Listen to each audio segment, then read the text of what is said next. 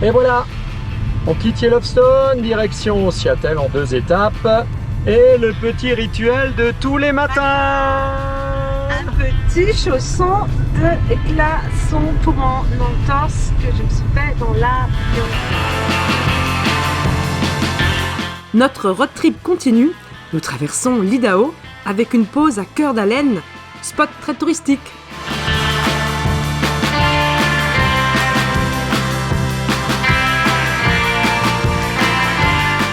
Étape à Spokane, dans l'état de Washington, et toute petite soirée au Steam Plant Square.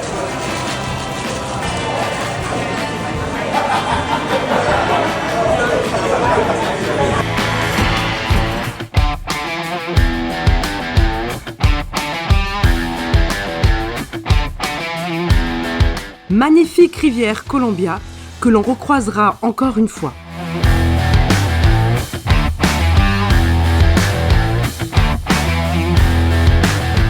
Seattle en ligne de mire.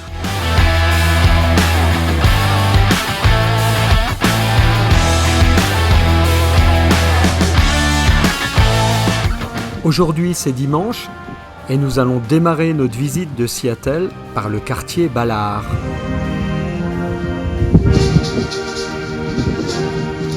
À Ballard, il y fait bon vivre, en douceur, en musique, avec ses navires passant les écluses et ses saumons remontant le courant.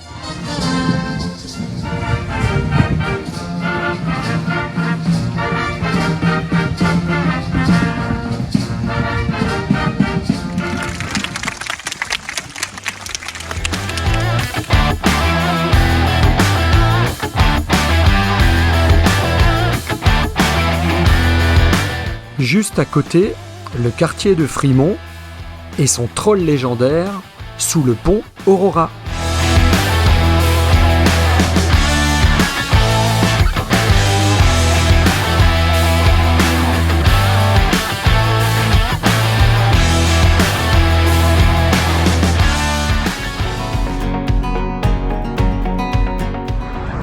Hi, do you want a café? Allez, ok, un petit café et direction le Pike Place Market.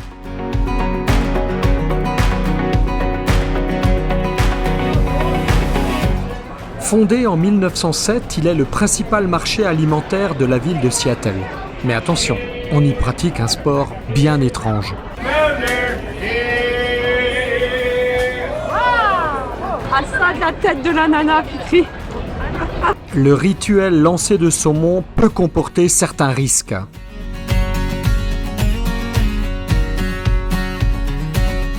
Allons rendre une petite visite à la Space Needle. Cette tour emblématique de Seattle fait 184 mètres de haut et a été construite en 62 pour l'Expo universelle.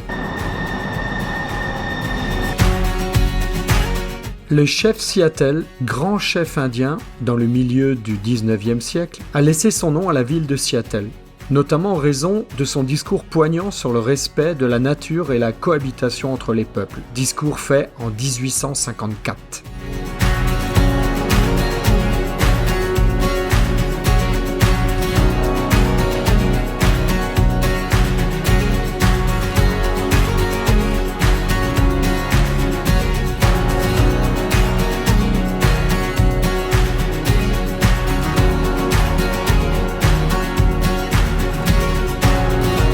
Sans oublier que Seattle est la ville natale de Jimi Hendrix. Nous retournons passer la soirée et dîner dans le quartier du Fremont, en n'oubliant surtout pas que les Américains dînent tôt.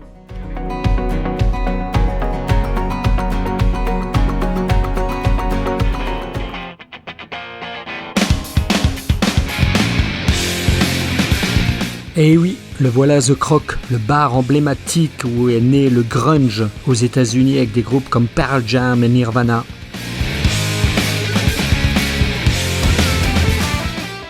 Petit déj dans la voiture. Bon là on a quitté Seattle avec encore une petite vue très sympa du Mont Rainier et on se dirige vers Port Townsend. Donc là, on se rapproche de la péninsule olympique Moi, on va dormir ce soir à Port Angeles et c'est normalement un petit port qui est resté dans son jus victorien. Voilà, on va découvrir ça.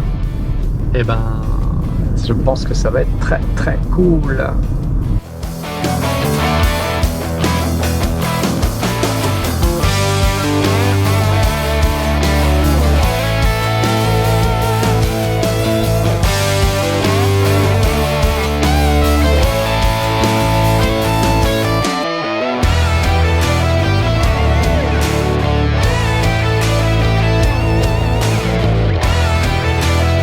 Oui, je suis contente, il est tout petit le Mont Rainier. C'est écrit le Mont Rainier, il est tout petit.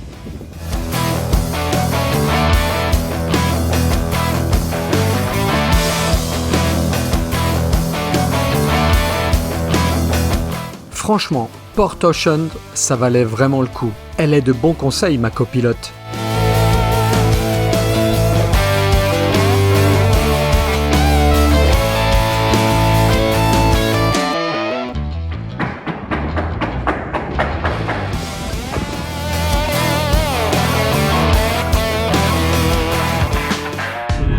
Après le lac, on est là. On est entre ces deux campings là. Et après on descend vers la forêt.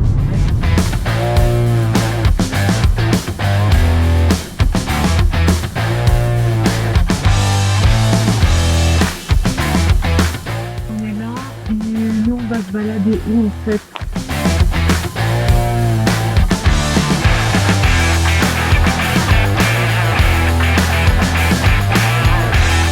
La Haut Rainforest se caractérise par ses arbres imposants recouverts de mousse, ses fougères luxuriantes, son atmosphère mystique, un peu brumeux, tout un écosystème ancien, intact, où l'homme n'est pas intervenu, mais qui déborde de vie.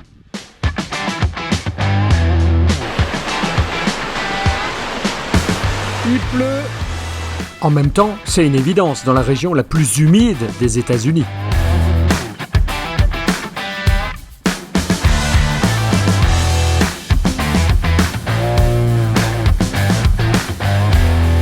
Après avoir longé l'océan Pacifique, nous traversons la rivière Columbia, porte d'entrée de l'Oregon.